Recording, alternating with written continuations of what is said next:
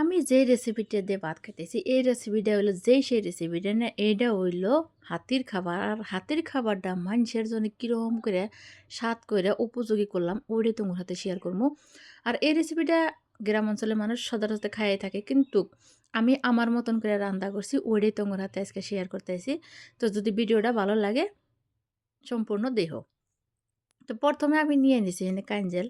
কলা গাছের যে মাঝের অংশটা আছে না, ওটাকে আমরা কাঞ্জাল কই আঙ্গুর ভাষায়। তো আমি ২ টুকরা কাঞ্জাল নিছি, আর কাঞ্জালটা খুবই নরম, আর নরম গোনায় স্বাদ লাগে। তো কাঞ্জালের হাতে আরও নিয়ে নিলাম আমি মসুর কালার ডাল। এই মসুর কালার ডাল দিয়া কাঞ্জাল দিয়া রান্না করবো। আর এইটা খাতে যে কীরকম মজার হয়, যারা খাইছে তারাই কওয়া পারবো, আর যারা খাও নাই তারা অবশ্যই একদিন খাইয়া দেখো, খুবই ভালো লাগে। কাঞ্জালগুনা আমি ভালো করে কুইটে নিছি। কাঞ্জালের যে মাঝের একটা জালিদার আছে না, ওইটা ভালো করে ফালায় দেয় নাকি। তো আমি আমার পছন্দ মতো এই যে টুকরা টুকরা করে নিছি। অল্প বড় বড়ই করছি, যাতে কামড় দিলে ভালো লাগে আর মুখে একটা স্বাদ আসে, তার জন্য এরকম করে কাটে নিছি। তোমরা যদি রান্ধো তোমার পছন্দের মতো রানবা। তো যাই কাঞ্জালগুনা কোটা হয়ে গেছে গা, এখন রান্দার পালা। তো আমি কড়াইতে তেল দিছি, সর্ষের তেল। সর্ষের তেলে আমি রান্না করবো। তোমরা যদি চাও তাহলে এই যে সোমবারটা যে আমি আগে দিয়েছি না, তোমরা চাইলে পরে দেওয়া পারো। তো ফোড়নে দিয়ে দিছি আমি জিরা, জিরে গোনা অল্প পুড়ছে, তখন দিয়ে দিলাম আমি পেঁয়াজ। আমি আমার মতন করে রান্ধাইছি, আর খুবই সাধারণভাবে রান্ধাইছি। আর খুবই সাধারণভাবে রানলে কিন্তু এটা বেশি মজা হয়। কেউ কেউ আছে বাইজা খায়, রান্না খাওয়া জানে না। তো অবশ্যই এটা দেখে একদিন রান্না খায় দেহ, ডাল দিয়ে খুবই স্বাদ লাগে। তারপর দিয়ে দিলাম আমি অল্প আদা আর বেশি করে রসুন, মানে রসুনের পরিমাণটা বেশি দিছি, দিয়ে সোমবারে ভালো করে নাড়াচাড়া করে নিতেছি। সম্বারটা ভাজা হয়ে গেছে গা, ব্রাউন কালার হয়ে গেছে গা, তখন আমি দিয়ে দিলাম এই যে কাঞ্জালগোনা। তারপর দিয়ে দিলাম আমি ডাল, কাঞ্জাল আর ডালটা আমি একসাথেই দিলাম। তোমরা চাইলে কাঞ্জালগোনা তেলও বাইজা না পারো, কিন্তু আমি যেহেতু সাধারণ করে রান্তাইছি ওই জন্যই বগরে রান্তাইছি। তো দিয়ে ভালো করে এখন আমি কষায় নিমু। তো কিছুক্ষণ তেলের উপরে নাড়াচাড়া করে নিতেছি, যাতে সোমবারটা কাঞ্জালের হাতে লেগে যায়। তারপর দিয়ে দিলাম আমি নুন, পরিমাণ মতো হলদির গুঁড়া, আর সামান্য পরিমাণে শুকনা মরিচের গুঁড়া, আর দিয়ে দিলাম কাঁচামরিচ। কারণ এটা জাল কম লাগে, ওই হিসাবে জালটা দিলেই হলো। জালের পরিমাণটা কিন্তু কম লাগে।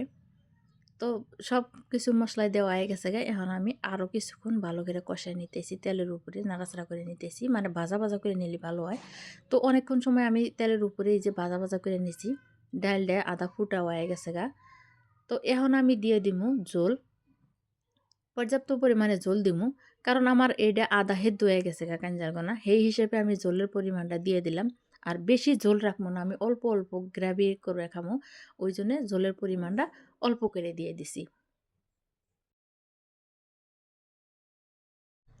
অনেকক্ষণ সময় আমি পর ঢাকনাটা তুলে নিলাম, এই যে থকবক থকবক করতেছে, এটা হয় নাই।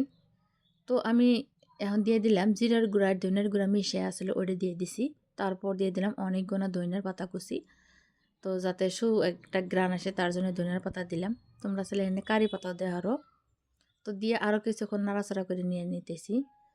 তো যারা যারা এই যে হাতের খাবারটা খাও না, তারা তারা একদিন বাড়িতে খায়া দেও, খুবই ভালো লাগে। আর ঠান্ডার দিনে বেশি ভালো লাগে গরমের দিনের থেকে।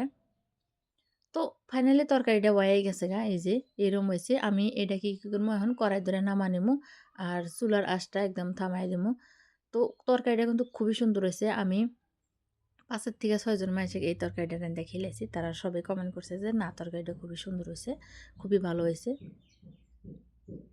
তো চুলাই থেকে আমি এখন এটা কি করবো, অন্য একটা পাত্রে ডাইলা নিমু।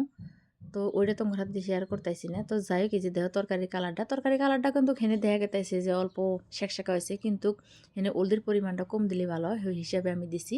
তারপর নিয়ে নিছি আমি গরম গরম ভাত, আর দিয়ে দিলাম এই যে কাঞ্জালের ডাল।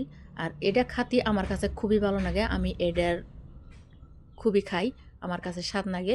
তো বন্ধুরা, তোমরা কি এরম করে কোনদিন খাইছো? যদি না খাইয়া থাকো অবশ্যই খাইয়া দেখো। আর আমার এই রেসিপিটা কিরকম লাগছে তোমরা কমেন্ট করে জানাও। ভিডিওটা ভালো লাগলে লাইক শেয়ার কমেন্ট করে দিও।